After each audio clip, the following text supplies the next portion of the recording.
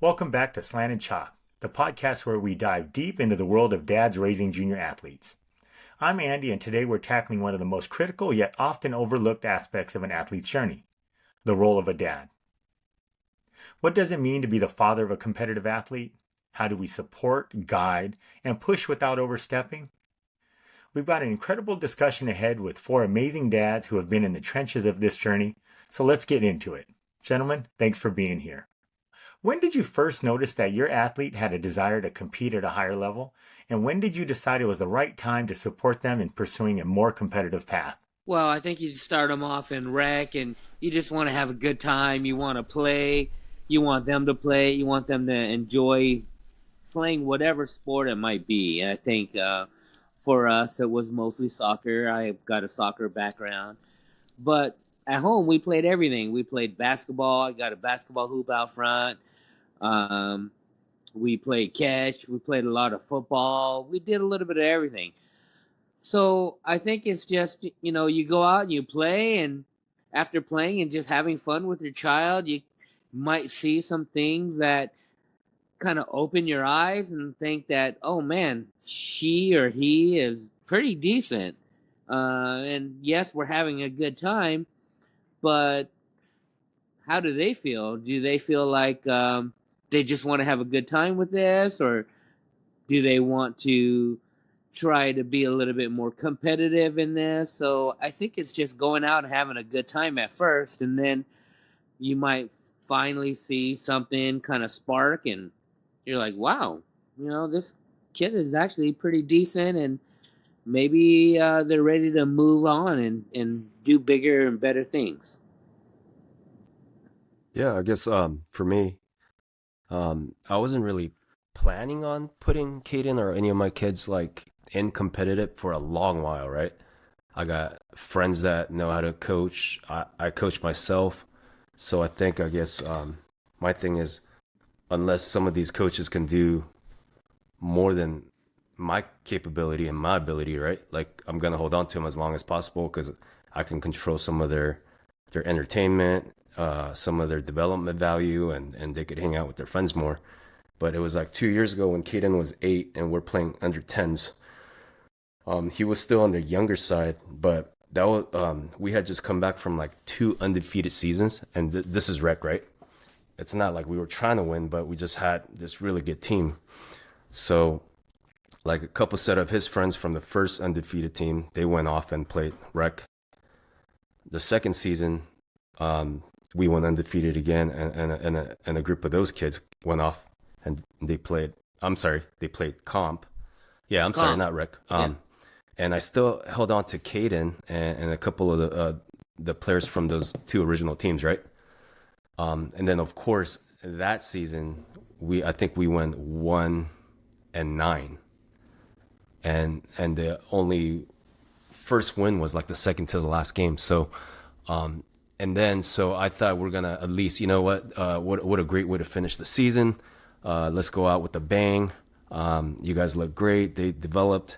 The very last game, man, I think we lost 9-0. And this was a game where the goalie ended up sitting Indian style, just hanging out, letting the ball go past them, right?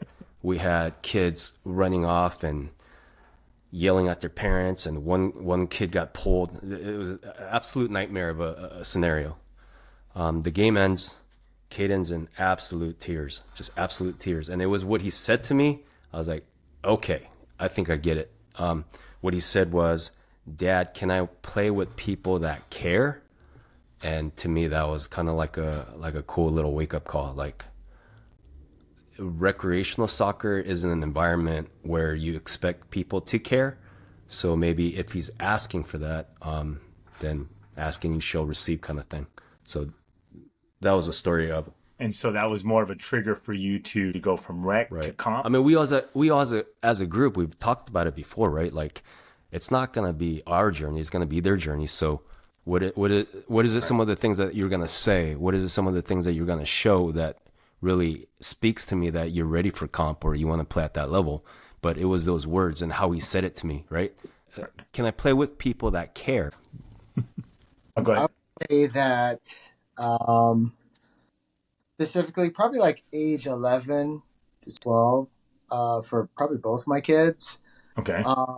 You start noticing, like Tony was saying, like some of the kids in rec, they don't really care much. They just, that they're not practicing at all outside of their own practice, and they come back and there's no improvement. And so, but after talking to a couple of coaches that, played pros, they talked me out of having, uh, Mason sign up for travel ball. They said, just wait about, a year, 2 years, work on just development. And so we ended up doing that. And that's when but I think the other part of it was I saw him working outside of me telling him to do stuff. He wanted to get better. So, got the bow net going, a tee, and he'd be out there hitting balls all night, and wanting to get better. So I think that was the pivotal point for me, is where, um, he wanted to put more work in and get better and compete at a higher level. So we did that.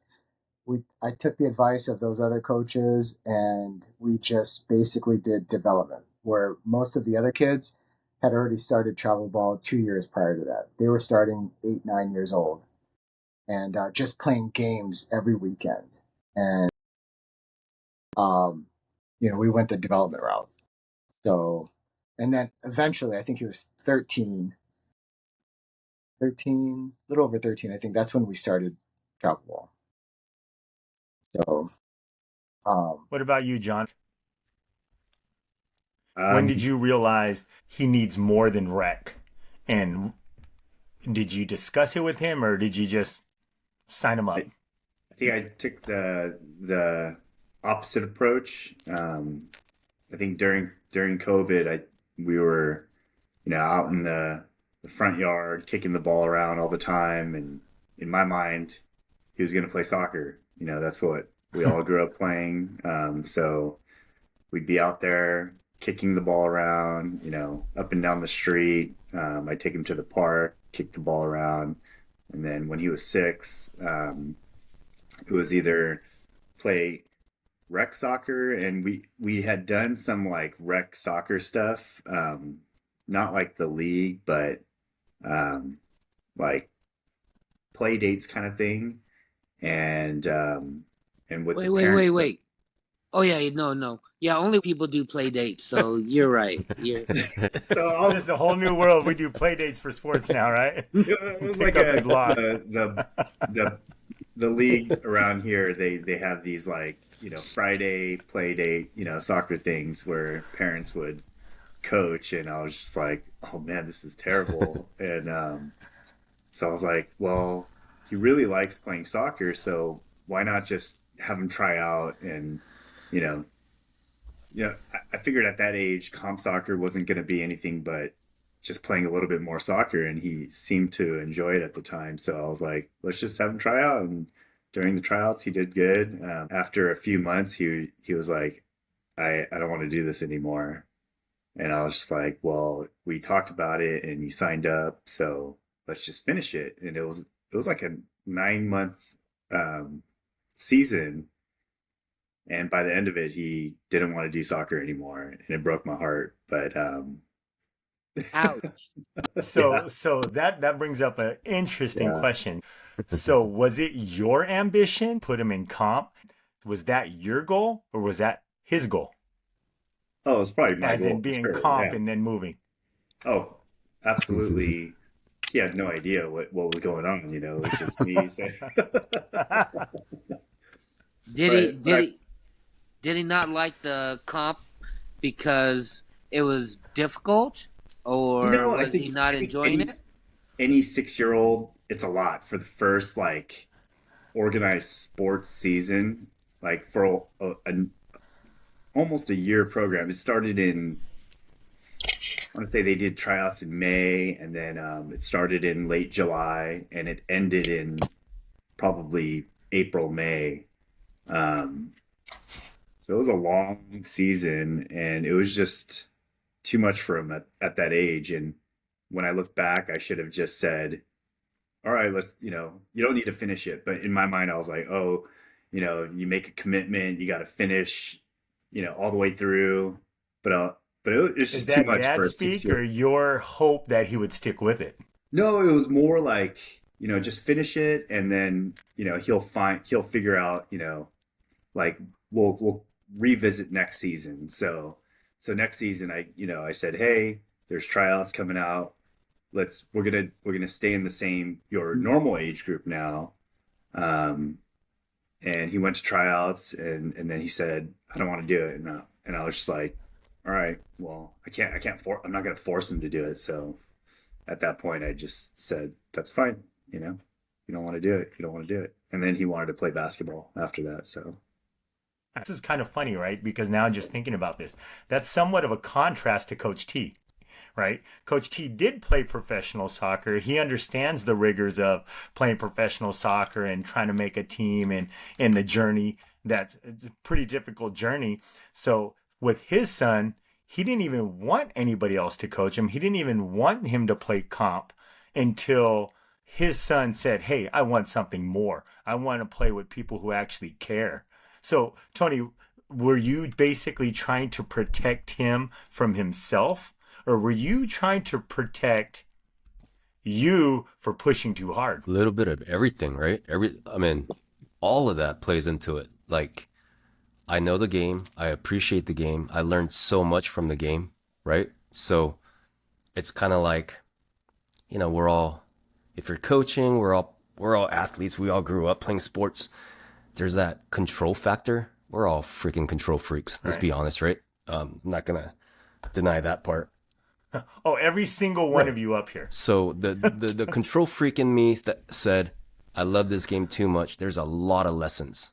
So I want to make sure I have first dibs on teaching my own kid some of the valuable lessons that I gained, that I could translate sport into life, right? Without some random dude that may not have any idea what soccer's about, or pretends that he knows the game, starts influencing my son. So that had a lot to do with it. And then the other part was the protection from me as well, right?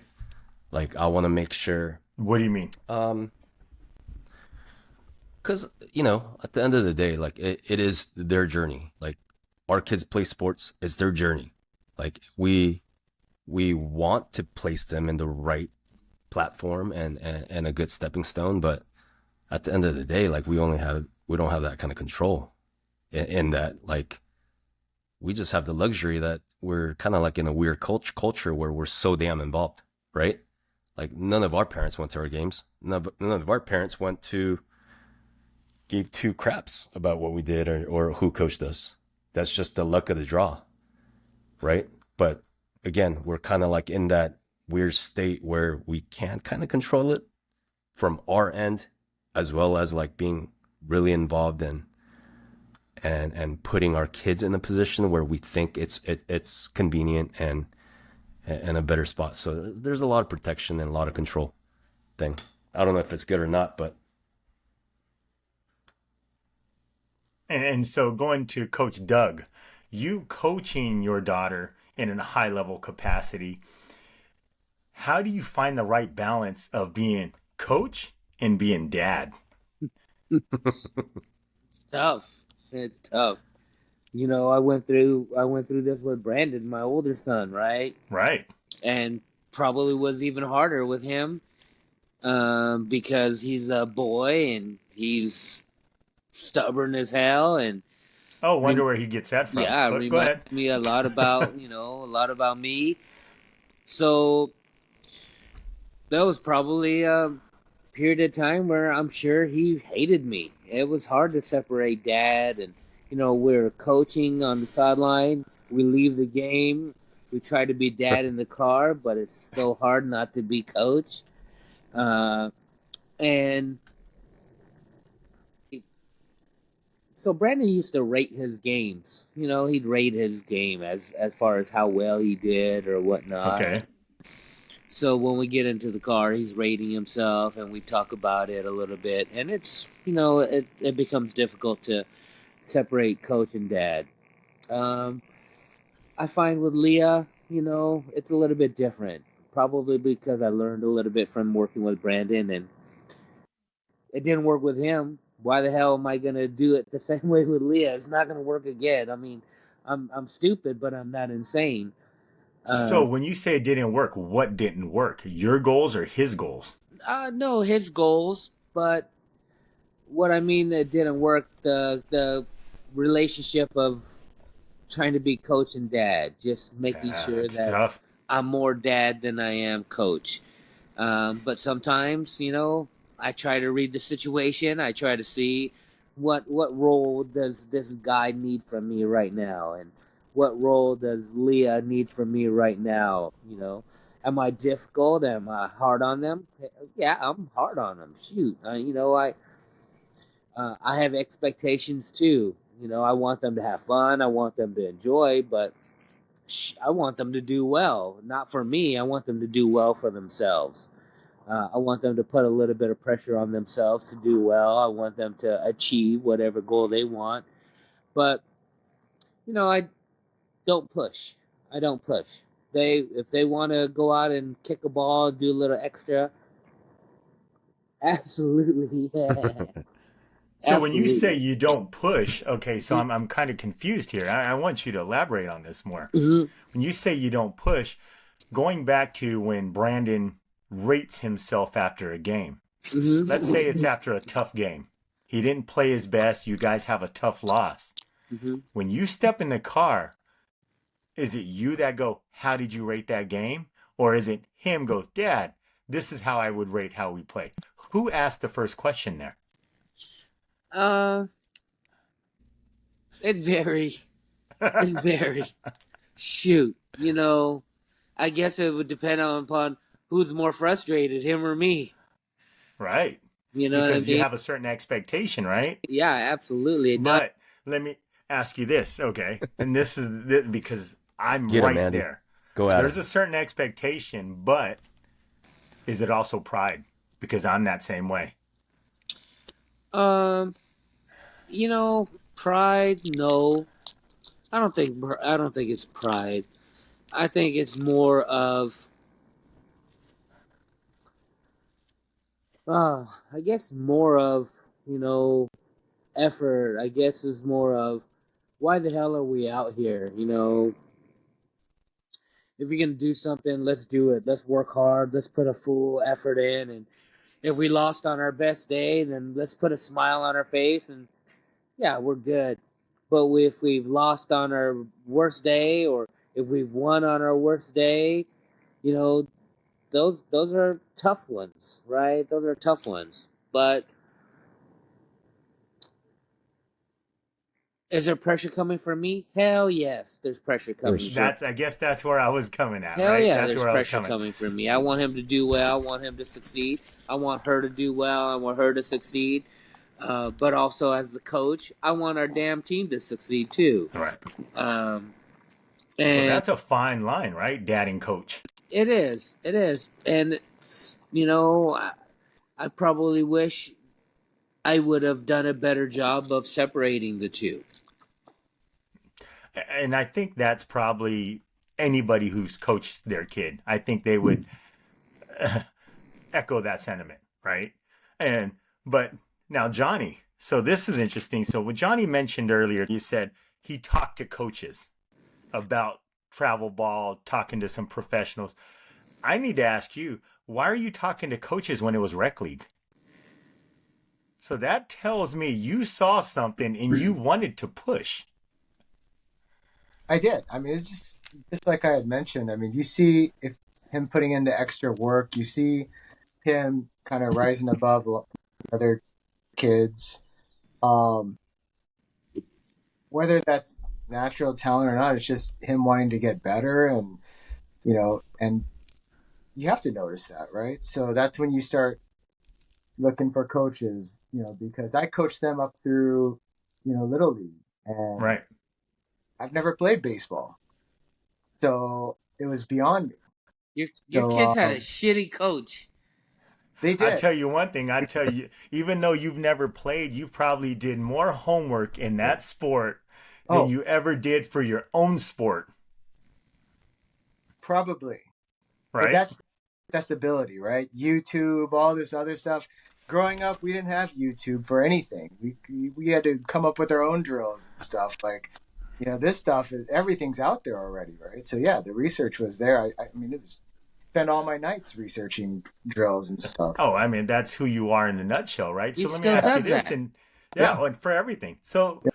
did you do that because you really wanted to improve your play, your child's play, or did you also, and it could be both, did you do that because you wanted to show the other parents how good my kid was?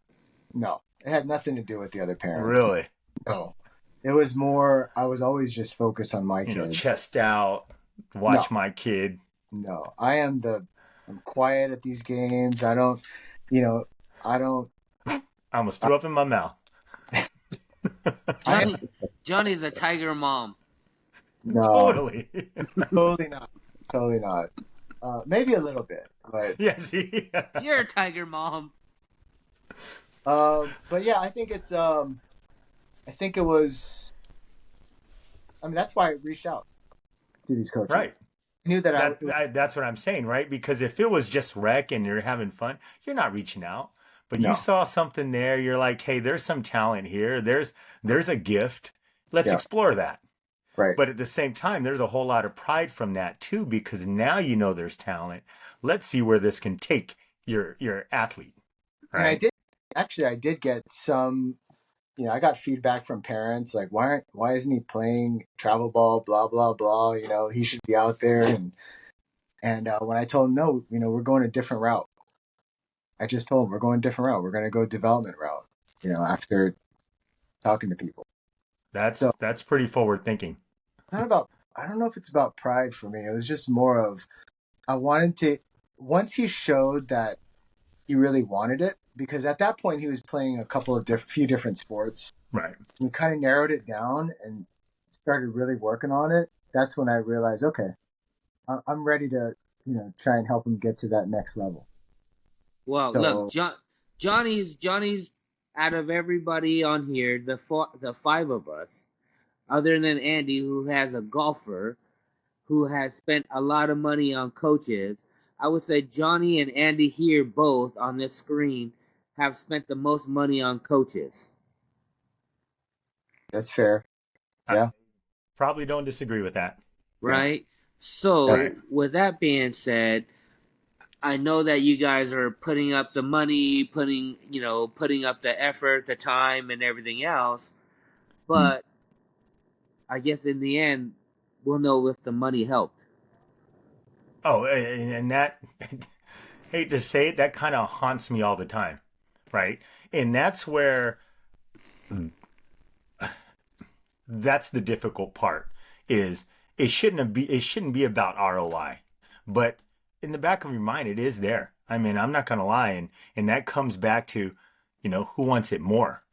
I'll be honest with you, I've had that come to Jesus moment where like, you know what, I can't want it more, right? And so now I'll support you, but I'm not pushing, right? I'm going to support you and I'm going to say, hey, I seen what you're doing. Let's make some adjustments. But I understand, it's like, hey, what are we thinking here? It's not about what the F were you doing on that hole? It's like afterwards, what are we thinking here? What are your adjustments? How can we get better from that? Right. So I now guide the conversation versus direct the conversation, right? Because it's not about me now. Let's use this as a learning situation and what can we do to get better? I probably grew more in the last year and a half than ever.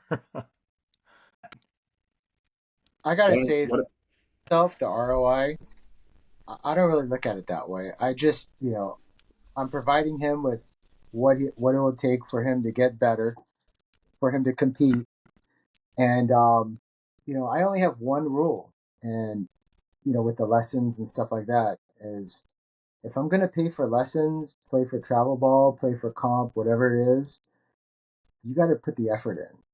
That's it. I guess the reason why we put that money in is it's FOMO, right? If I don't, is he going to fall further behind? Coach Tony, you do a lot of personal training. What do you see from the parents that come to you? Is it because they feel that? Sure. I mean, that's the only reason, right? Because everyone else is doing it. I mean, as I'm training kids, to my right, there's another coach teaching a group of kids, right? To my left, there's another group of coaches teaching kids. So they're all out there lined up, and if you are not training, someone else is gonna get better, and that's one day wasted, right? John, when Isaac said, "Hey, no more soccer," he wants to do basketball. How did you start that journey? And did you have to jump in and do what Johnny did and learn everything you can about it? I mean, he's still young, he's still 9, but Right. yeah, it's like AAU is very complicated, and um, yeah, I read a book about AAU basketball, how to navigate as a parent. It's very organized. There's leagues and the clubs. Mostly for soccer, there's one club per city, whereas AAU there's maybe 20 different AAU teams per city, and Jeez. you've heard of some, you've never heard of some, and you just got to kind of figure out. And they don't really have leagues. They just play tournaments every weekend. So just trying to figure out how to navigate that. I did have to do some research. Yeah, there is, similar to soccer, there is personal training, there is camps. For the most part, I feel like his team offers enough, and it offers enough of what he's interested in. But there are other kids that are on his team that play on multiple AAU teams, or get private training. I'm just trying to kind of do what he wants to do. I mention what is available to him, but I don't really push him in any direction at this point right now. Where How do you guys handle, because it seems to me like all you dads are invested, right? Either as a coach or just a dad, you're really invested in your kids.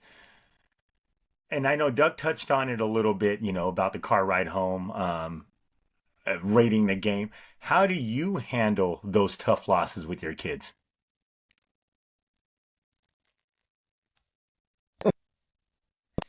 And be honest, I don't want to hear that boilerplate. Oh, I enjoy watching you play.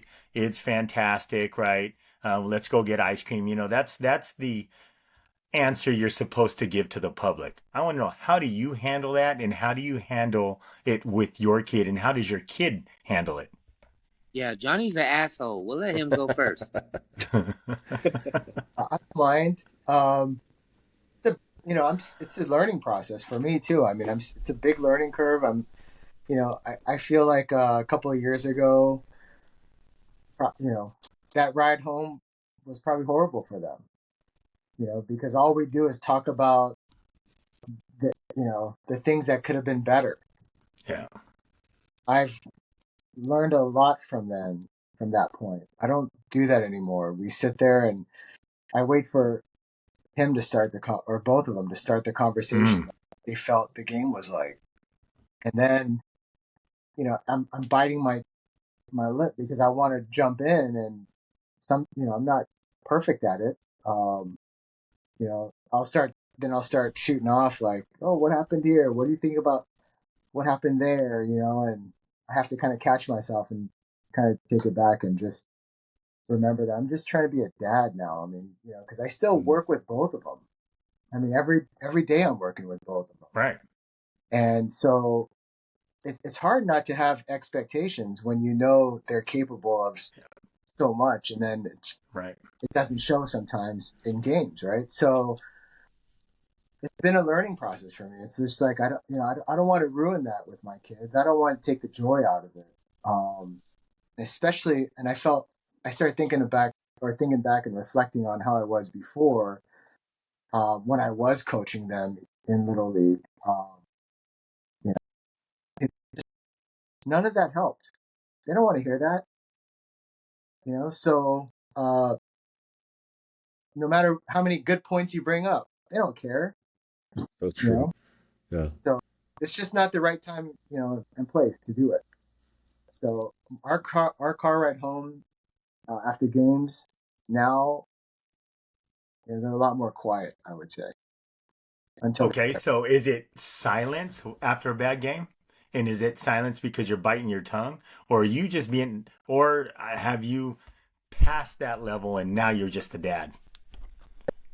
Well, if I am going to bring up anything, I usually try and bring up something positive first, which is something that was, advised on what I Oh should. no, it's one of the golden rules, right? Bring up three Yeah, positives.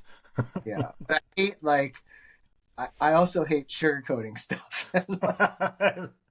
Or as my kids say, stop glazing me. I know it was bad, it's like glazing. Oh, okay. No, I mean, if they're asking for it, like, why not? At that point, That there's truth to that. that means they Exactly. want to That's hear an it. invitation. Yeah. Yeah. yeah. Go ahead, Tucker, Uh, Dad. Go ahead. Go ahead. Yeah. What about you, Coach Tony? What about you after a bad game, tough loss, and you just seen a whole bunch of mistakes? Yeah. How do you So deal for with me, that? it's different. You guys have older kids. So my kid's still Right. way too young. So for me, to be honest with you, I don't give a rat's ass, to be like 1000%. Okay. Because right now the sole purpose of playing at this level and just their journey at this junction, right, at the very very very lowest part of his journey, you have to lose. To me, like, I think it's just part of it, right? Okay. So I see winning as a simple marker for just a reminder of what they're doing right, and I see winning as like a morale booster, but that's it. So when they lose, there's plenty to talk about. When they lose, there's plenty of ways that I, either as a coach or either as a dad, can help him emotionally, check him the right way, steering him the right direction. So for me, I use it as like a like a learning tool. It's another way to teach him something new and something challenging, and that he can use towards life, not just soccer. So I don't care about the losses right now. Okay. John? Yeah. I mean,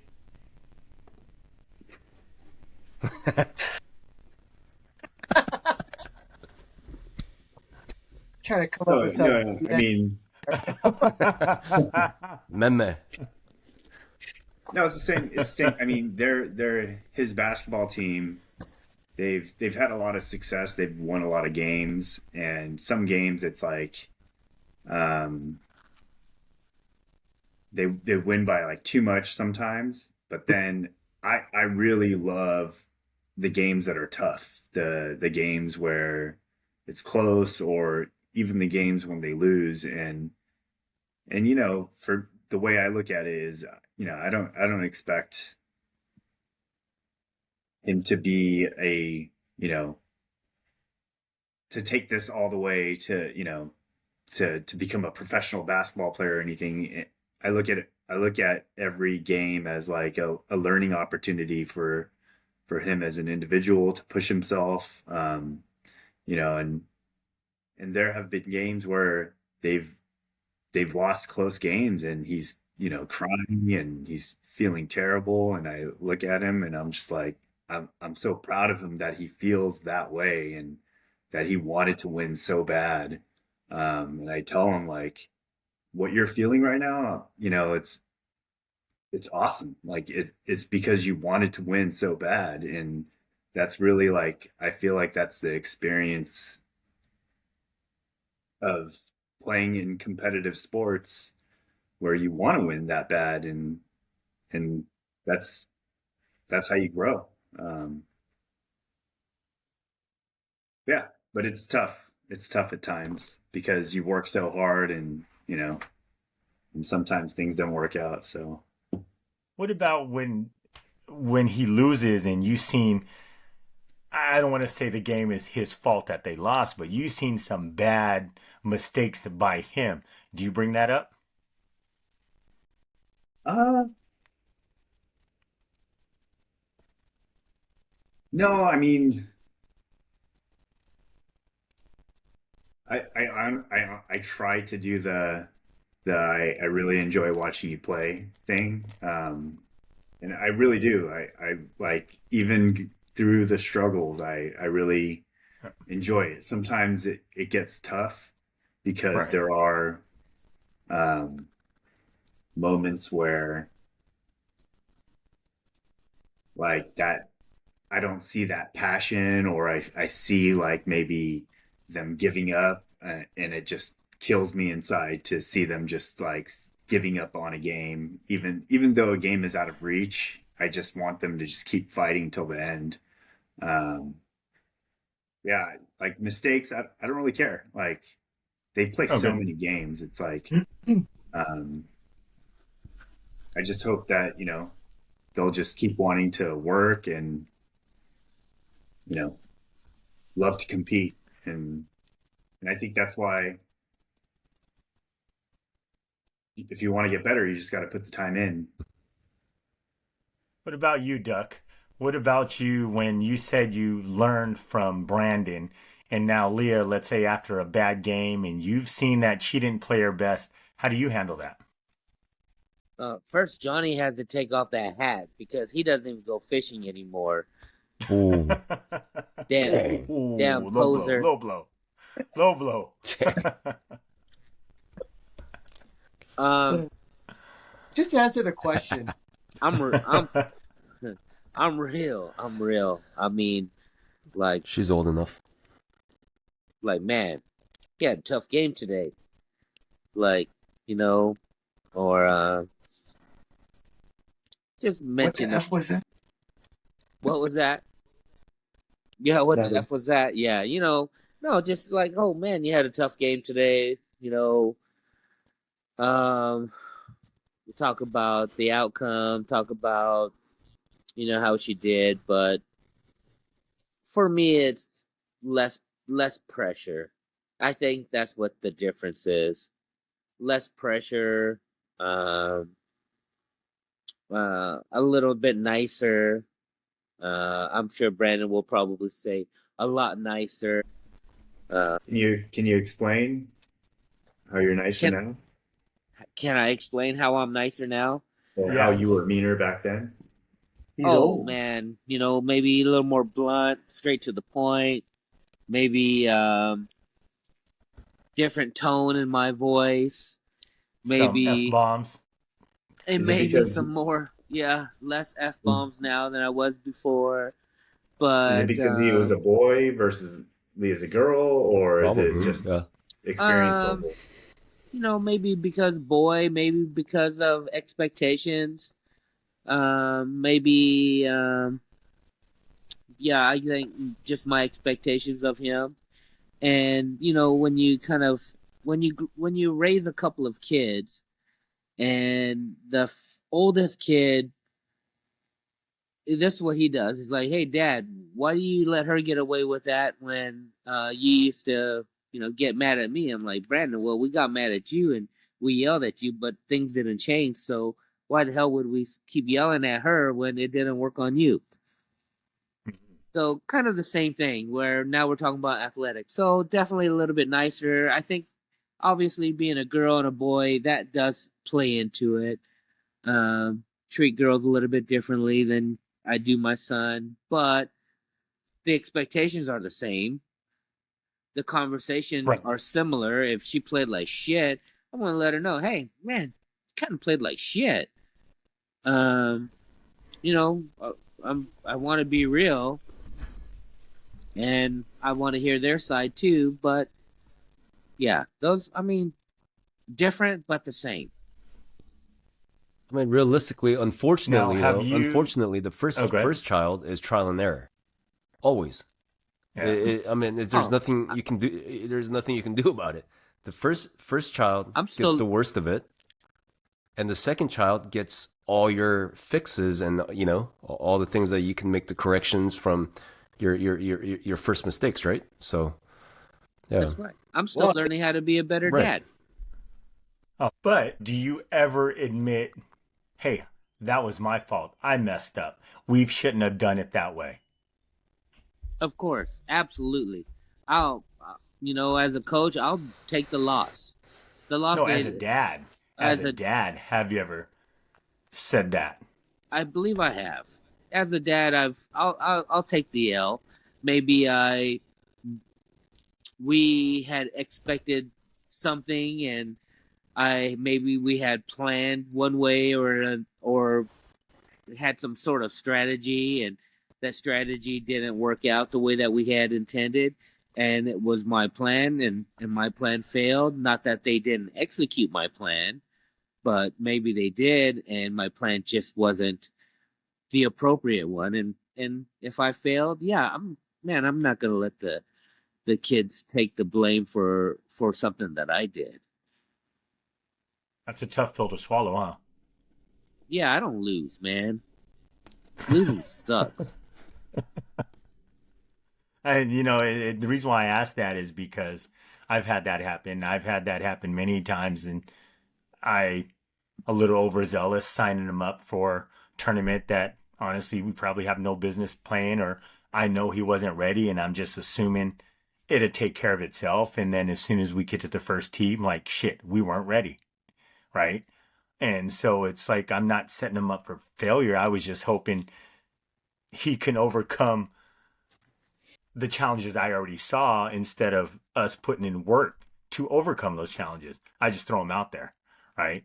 And that's pretty heartbreaking. That's a tough one, especially in an individual sport, right? Because sometimes you're just not ready, and it's okay to not participate and move on till you're ready. I mean, pros do it all the time, right? They pick certain courses that they feel better at, but we're not at that level where I can always pick and choose. So we have to take the opportunity when we can. All right. So, and I've owned up to that. Like, hey, we shouldn't have been in there. And he'll say why, and I'll tell him why. And he was like, well, I should have played better. Yeah, I get what you're doing, but no, that was on me. So I say that it's a tough pill, right? Because we always think we prepared them enough that they're invincible, that they should be able to overcome. And that's just not true. So let me ask you this. What is the most important? I know you got Tony and John that are still, their kids are just starting this journey. So this is probably more geared towards Duck and Johnny. What's one of the most important lessons you've learned so far? Johnny didn't learn shit. Well, given. I'm incapable. But that doesn't mean that John and Coach Tony can't answer that as well, because their extensive experience, even being an athlete themselves. What is something that you've learned that you can share with other parents that are trying to go through this journey? Can't want it more than them. I agree with 100% Yeah, there. that's the biggest one. Can't want it more than them. You can lead them. You can put things. You can train. You can plan. You can do all of that stuff. But if they don't want it, then they don't want it, and you just you're wasting your time, wasting money, and all that stuff.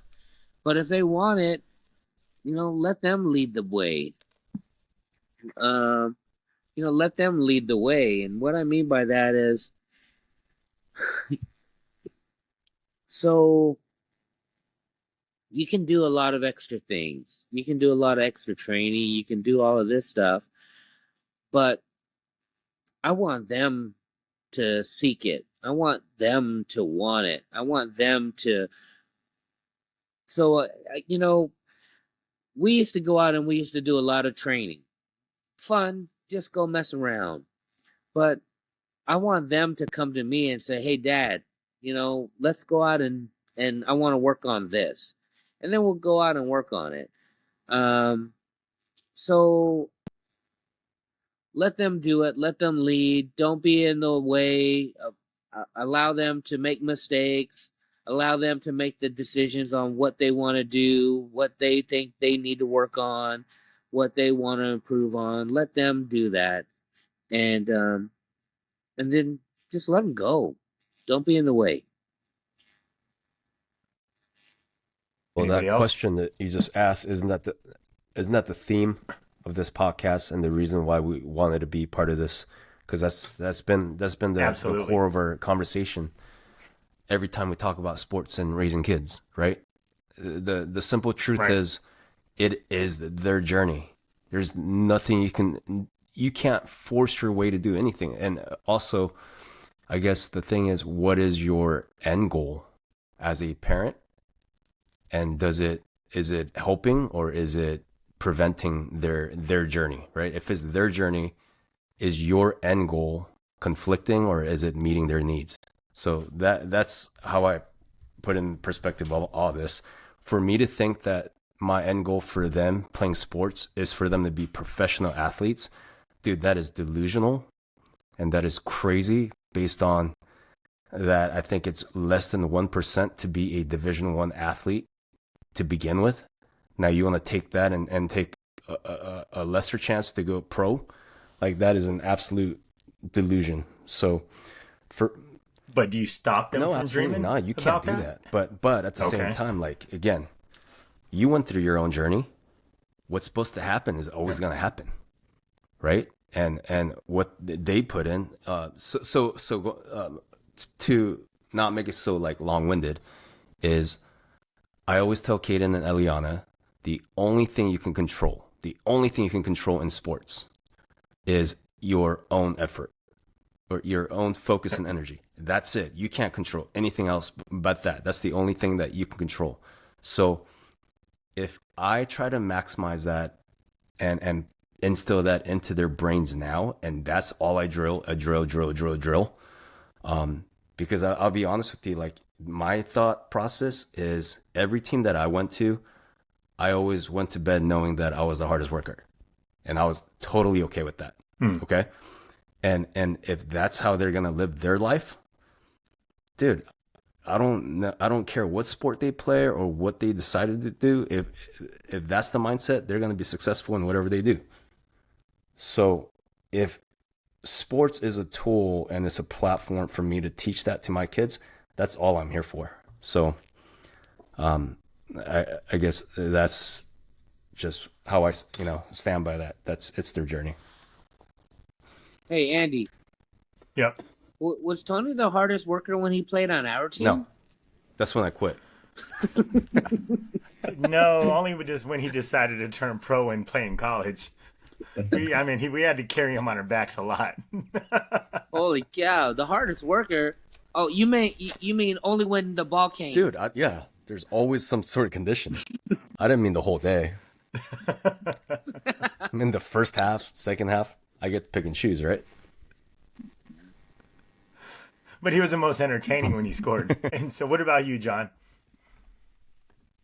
What was the question again? As if right now, I know it's still early in your journey. What's one of the most important lessons you've learned of being a dad That I learned. that you would pass on to other dads going through this journey? I mean, that I learned is just enjoying the journey. I mean, when I like, he's been doing a lot of different sports, and I've been really enjoying him playing soccer and playing football, and he just started track, and I think just Jeez. exploring new sports is fun. Like basketball has been so serious, so basketball just gets a little bit serious sometimes, and I think it's good for me that that's probably the sport that I know the least about. So I don't know, just enjoying the journey. For him, I always try to tell him to don't be afraid to fail. Don't be afraid to shoot the ball. Don't be afraid to make mistakes. I don't know. I feel like because when I was younger, I was kind of You were an asshole on the field. Don't be afraid to get a red card. no, yeah. like for me, like for all of us, my parents were never around, so they never pushed me. They were just always like, stop playing soccer, like just study. And I feel like there's a lot that he's learned from sports, and a lot that he can still learn, and I'm just enjoying the journey that he's going through, and I have zero expectations of him, you know, um, going beyond like high school sports, but I think it's a good experience for him, and it's fun. Um, I'd say probably the most important lesson I've learned so far, and I'm still learning how to do it, is it's kind of like what we all talked about already, but just to be a dad first is probably the biggest thing lesson I'm learning right now.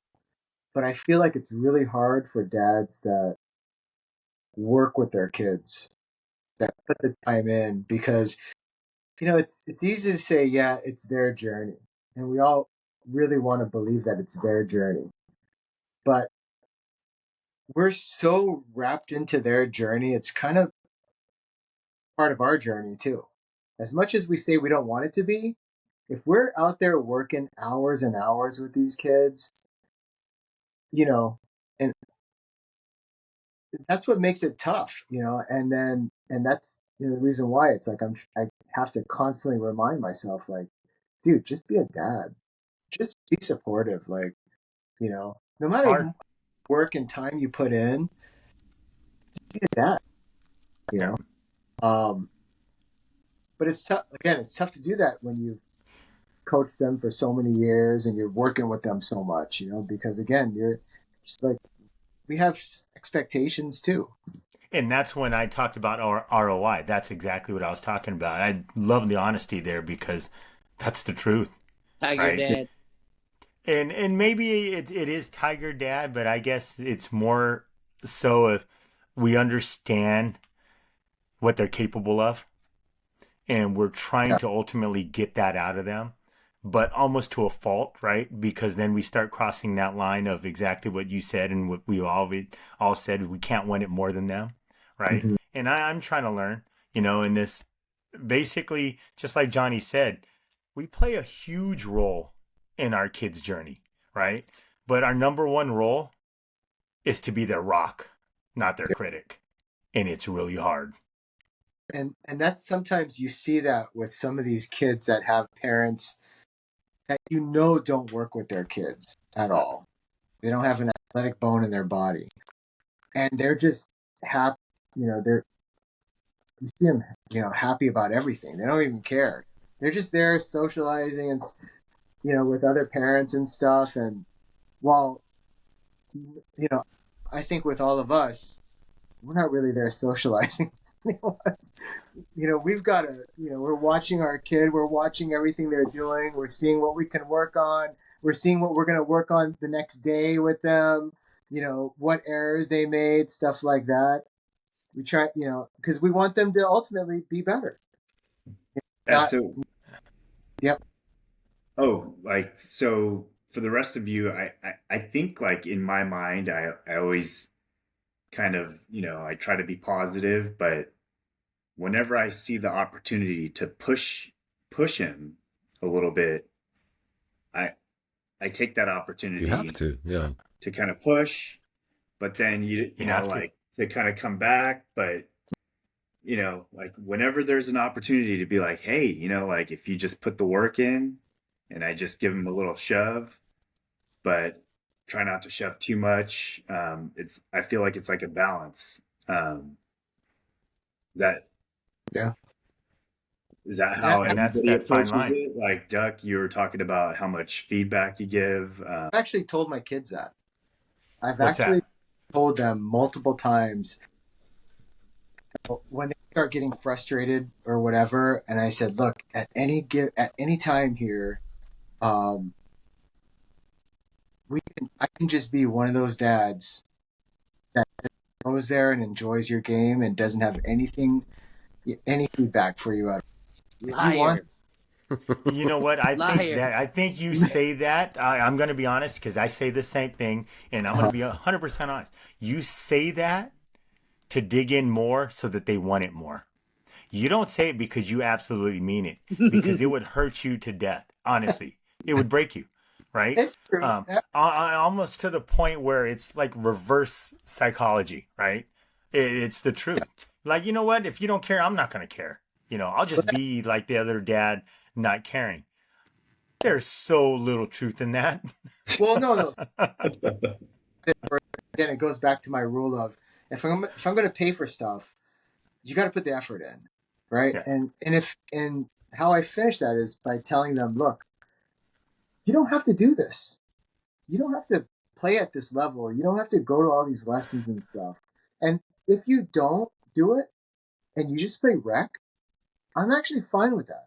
No, you're not. No, I actually am. I'm okay I with use that shit all the time, and it's not true one iota. There is a part of me that does believe that. Like I'm a little part. The part that's pissed off. No, John. Yeah. When do you make those comments? When you're frustrated to hell. Exactly. After a loss or after a bad, or he doesn't want to go out and throw the ball with you. You're an asshole. During the times where they're not working, they're not going to put the extra work in. That's what I mean. Use it as a motivator. No, and then they're like, I want to go to this clinic or this lesson or whatever, right? And I'm like, hold on a second. What did you do from the last one? And that's where it comes up. Like that, I'm okay with that, right? I'm okay with that. Is basically, what did we get out of that last one, right? Because then they want more, but they didn't put in the maximum effort of what they just got. I get that, right? But what the whole, if I'd be fine if you go to rec, bullshit.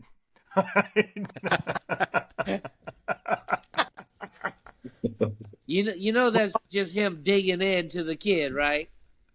100%. He was doing so good too. Well, Johnny was telling the truth too. Dang, what happened to him? I don't know. Part of me wishes, you know what? Because I don't want to take the fun out of it for them. If it's not fun to them, then you know what? Don't do it. Mm-hmm. Agreed. I agree.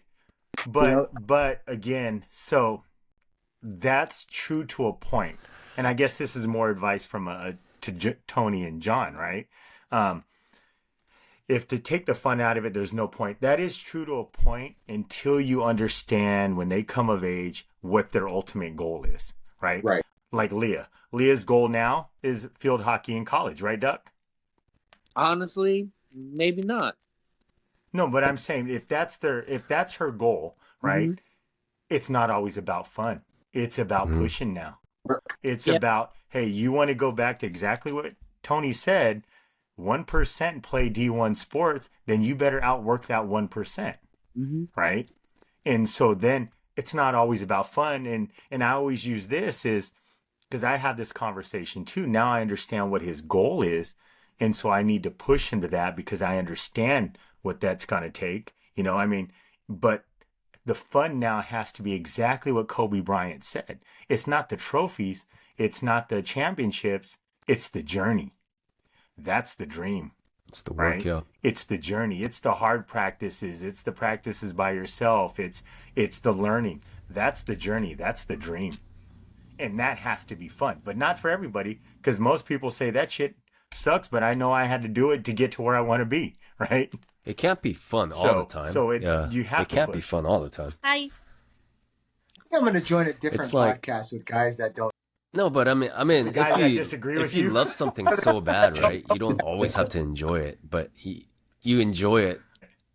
You also enjoy the hard work and the pain too. You know what I mean? Like the torment. I mean, I remember. You guys know that saying, like, I think it was you guys. I think it was you or Duck that told me, like, go home, throw away your cleats, right? Go to sleep. Next day, get up. Go back to that garbage can and grab your cleats and go back out there. No, we told you to go home, throw away your cleats because you sucked that day. Oh, that was you. So that was Duck then. Dick. Doug is the one that told you, you know what, just get it out of the garbage can the next day. I was telling you to throw it away. Stay home. And Doug said, we got 10 players. I need one more player. Come on out. So like we were extreme competitors, right? Like, Yeah. and is it that we're all we want is for our kids to be that way, or is that what we want? Just a little. Yes. I so now that I understand the goals, yes. But was it toxic in the beginning? 100%. Because ultimately that was my goal, not his. And I'm going to share something with you, and it's kind of crazy. We've had a very toxic relationship about golf. We would come in after practice or after a tournament and we're fighting, and he's crying and I'm yelling and I'm cussing, and mom would be like, dude, why are you even playing this? This is terrible. Does he even want to play this? And I got to the point where I didn't care. I'm invested. He needs to play this. And you know what changed? And honestly, it was going to get worse. My relationship with him was going to get worse to the point where it would have been fractured and lost. But here's what's crazy. You know what changed? Him getting cancer. Then I realized sports ain't shit. And then when he got healthy, then I was like, hey, the one of the most proudest moments is his very first tournament back. Bald head, port in his heart, in his chest. And I was crying. I was like, to me, this is what it's about. But it took something so severe to understand this shit ain't about me. Right? It is. We can't want it more than them. But once you find out how much they want it and what their true goal is, now it's up to me to make sure I give him the tools and the resources that he can get to his goal. And so that's been the hardest lesson. And so I truly believe now, and that's why the role of a dad is really personal for me. And I really believe now we play a huge role, and we have to be that rock, but it's hard to not be that critic. And so that's why I really wanted to have this conversation, because exactly what you said, John, we've all been growing up with extreme competitiveness. I mean, come on, we've all fought each other because we wanted to win so bad. We've all had that common goal.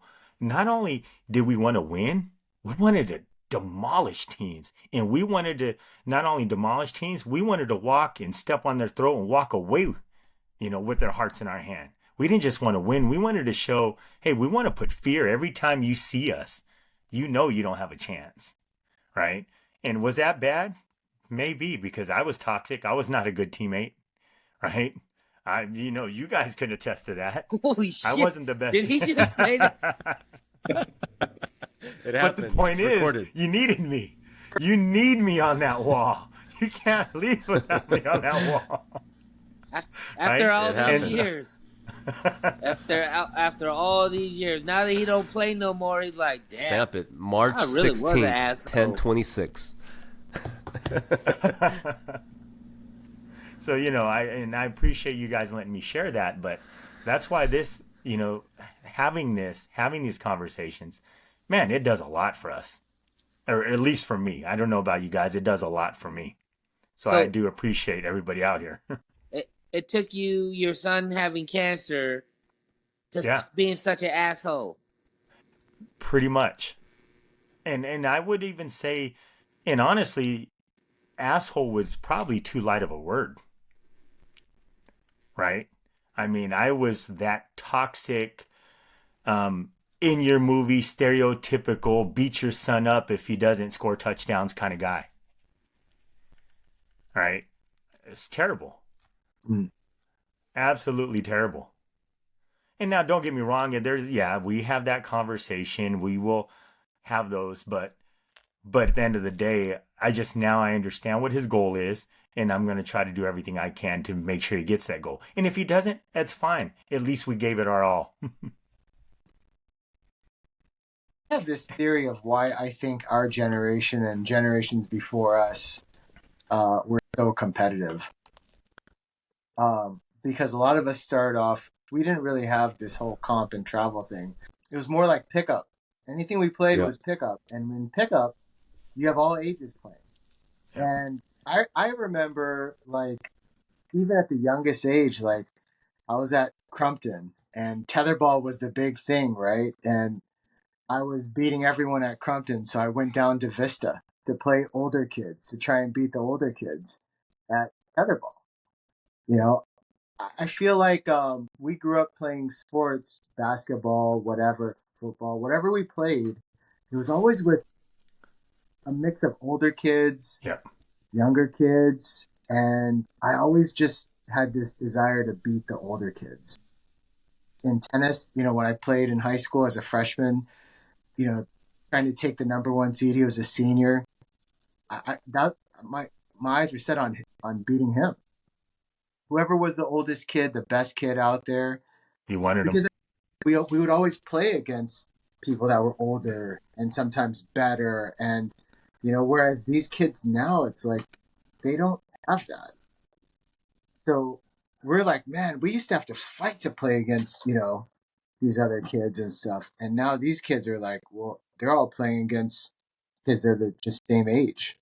I agree. I also disagree because I know that you might have went to JC Crumpton and you might have came down to Marina Vista, and you probably just came down to Vista and got your ass beat by people like me and Andy.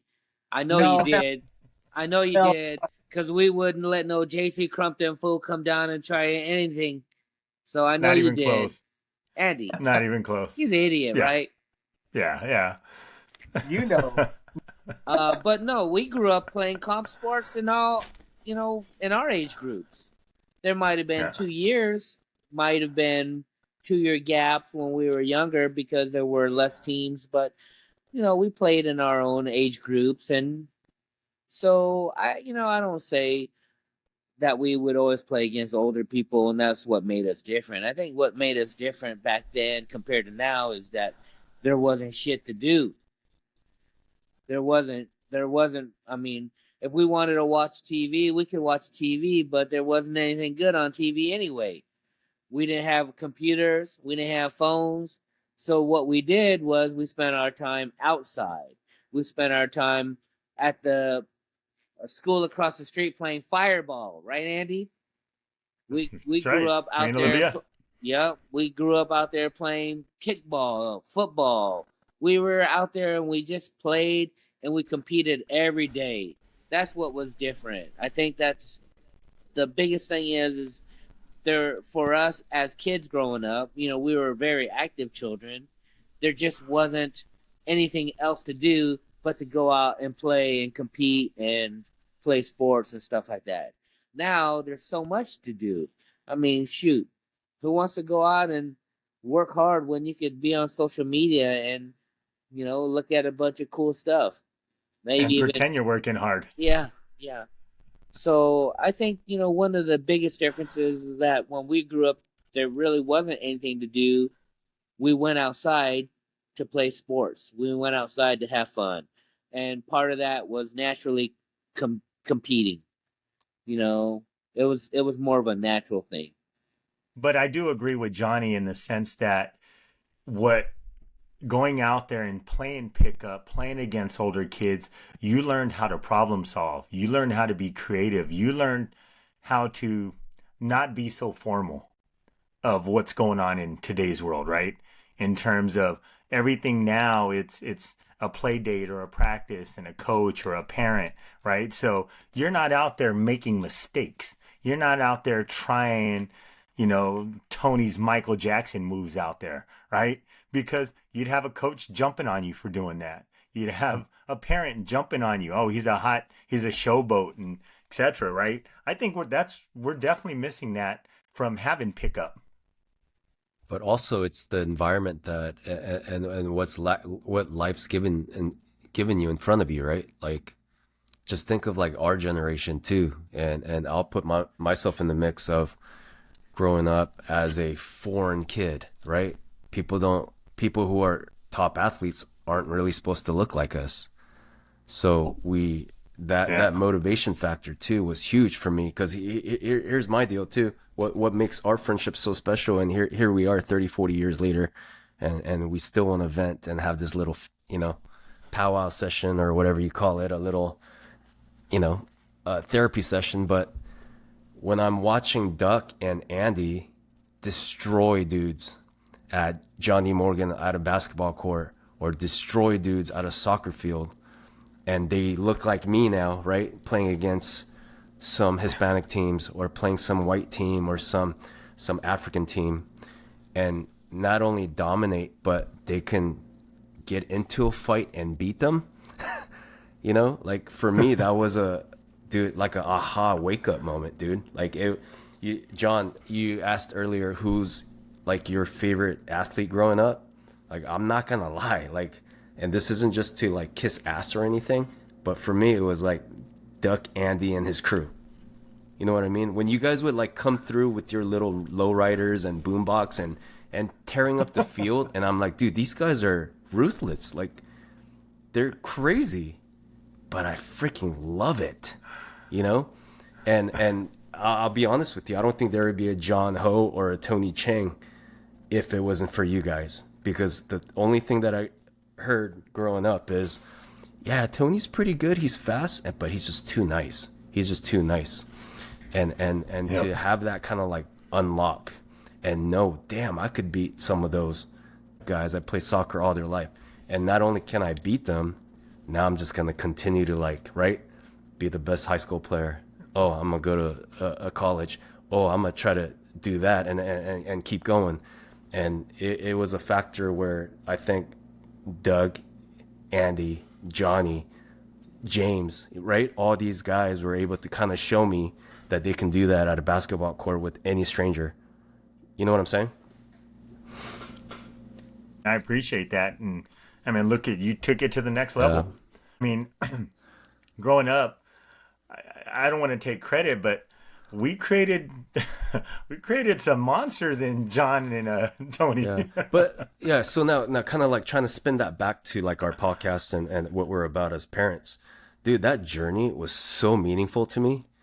And that's why it's so important that our kids play sports. Because I tell Kaden and Eliana this all the time. I was like, if it wasn't for sports, I'd be on you somewhere else. Right? If it's theater, right. Guess what, dude? You're going to take some theater classes, an acting coach, and I'm going to be there learning everything about it, right?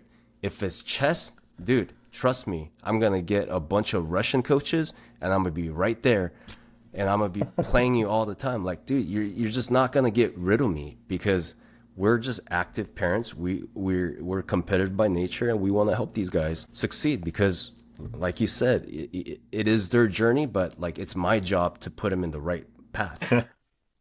I agree, and I appreciate that. I think because of our commonalities and because of our personalities and the competitive nature, that's why we're still here today. And so this has been huge. I mean, this support, and I love having these talks every week. Honestly, I look forward to it, even though I'm tired as shit. I love having these talks. Even if Duck doesn't have a light in his face yet, he's still incognito, but it's all right. We'll get there. Thanks for joining us today. We've heard how dads play a crucial role in raising young athletes, not just by pushing for success, but by being steady, supportive, and present through the ups and downs. Remember, it's not about having all the answers. It's about showing up, staying connected, and guiding your child both on and off the field. If today's episode resonated with you, be sure to subscribe, leave a message, and share it with other dads on this journey. Until next time, stay focused, stay committed, and remember, you can't want it more. Till next time. Thank you.